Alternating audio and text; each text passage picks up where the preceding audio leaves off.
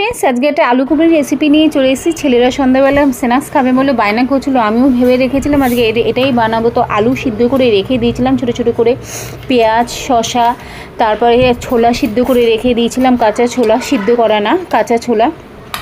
আর এদিকে নিয়ে নিয়েছিলাম টমেটো কুচি। এই সমস্ত কিছু দিয়ে একটা আলুর মিশ্রণ করে নিয়েছিলাম। তার ওপরে একটা ভাজা মশলা দিয়ে দিয়েছিলাম। ভাজা মশলা বলতে তোমাদের একটু বলে দিই, ভাজা মশলার মধ্যে কী কী নিয়েছিলাম।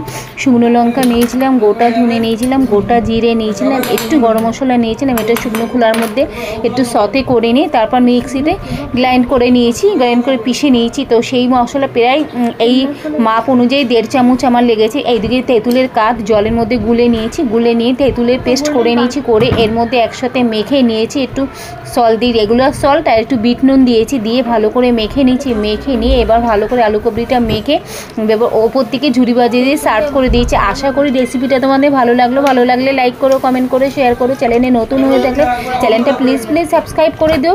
আলু কুবড়ির রেসিপিটা তোমাদের কীরকম লাগলো? আমি তো ছেলেদের ঝুরি ভাজিয়ে দিয়ে সার্ভ করেছি, তোমরা কে কীভাবে খাও সেটা কমেন্টে অবশ্যই জানিও। Bye, tata.